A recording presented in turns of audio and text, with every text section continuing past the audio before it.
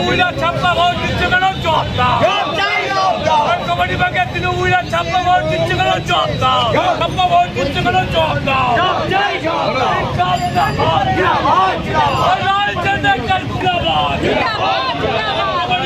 তৃণমূলা ছাপ্পা ভোট দিচ্ছে কেন জব দাও, কমিটি ব্যাংকের তৃণমূলা ছাপ্পা ভোট দিচ্ছে কেন জব দাও।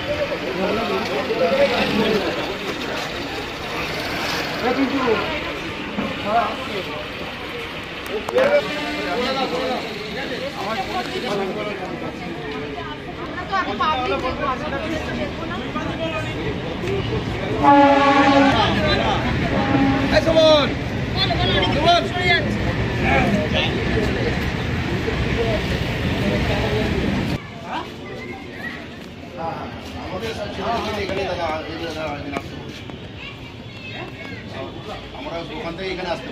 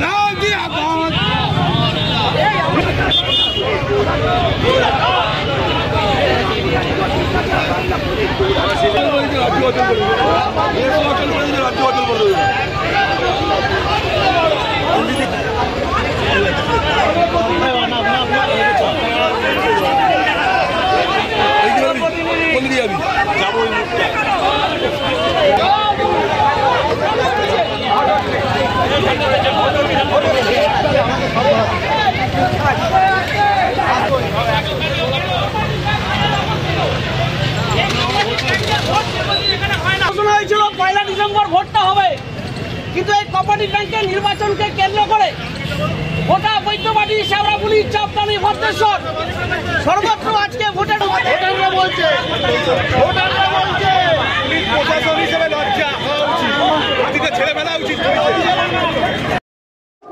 শেওড়াফুলি 1 কনস্টিটুয়েন্সি 1-এ ছিলাম। আমার নাম কৌশিক চ্যাটার্জি, আমার সিরিয়াল নাম্বার 646। আমি ওইখানে ছিলাম 3 নম্বর ঘরে। আমার সঙ্গে ওখানে প্রথমে 9 নম্বর ওয়ার্ডে কাউন্সিলর মহুয়া ভট্টাচার্য, ও প্রথমে আমাকে বললো কৌশিকদা তুমি বেরিয়ে যাও, হ্যাঁ ভোট করতে হবে না। তারপর দুটো ছেলে এসে বললো দাদা আপনি বেরিয়ে যান, আপনাকে আর ভোট করতে হবে না, হ্যাঁ ভোট আমরা করে নেবো। তারপরে মহুয়া কী করলো, ওই আমার যেখানে সিরিয়াল নাম্বার ছিল 19,000 থেকে শুরু, হ্যাঁ সেখানে 17,000-এর ভোট মহুয়া নিজে মেরে ব্যালটে বাসকে ফেলে দিল। হ্যাঁ, কী করবো? পার্টি নেতৃত্ব যা ডিসিশন নেবে সেটাই করবো। আমি আর কী করবো? আমাকে বার করে দিয়েছে, আমি বেরিয়ে এসেছি। এদিকে আমি পুলিং এজেন্ট। আমার নাম কৌশিক চ্যাটার্জি, কনস্টিটিউয়েন্সি 1-এ ছিলাম। আমার ভোট নাম্বার হচ্ছে 646। আমি কনস্টিটিউয়েন্সি 1-এর 3 নম্বর ঘরে ছিলাম। কি হয়েছিল?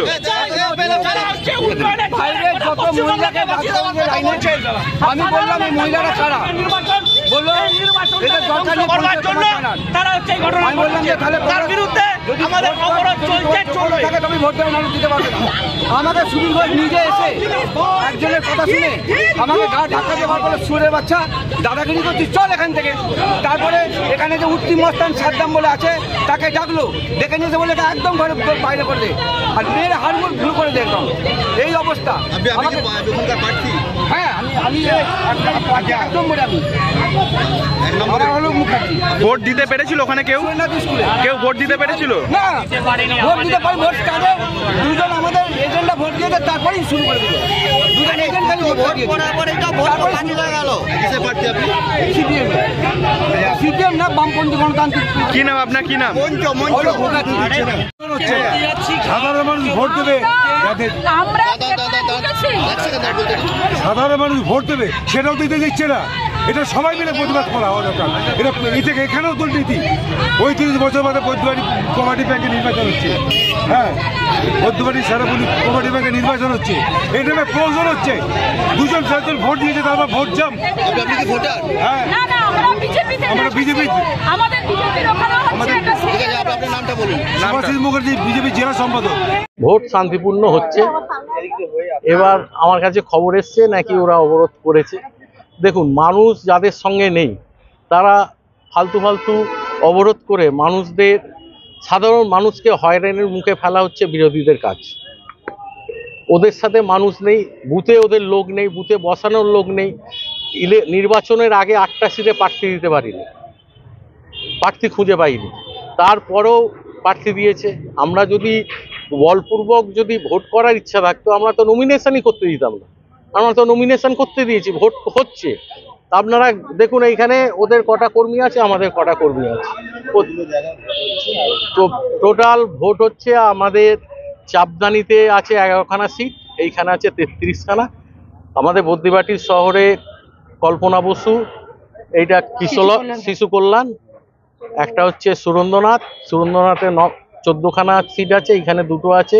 কল্পনাতে 4টে আছে, চারুশিলায় 4টে আছে, বিভাসচন্দ্রে 2টো আছে, আর সুরেন্দ্রনাথে 14টা। 9টা জায়গায় ভোট হচ্ছে।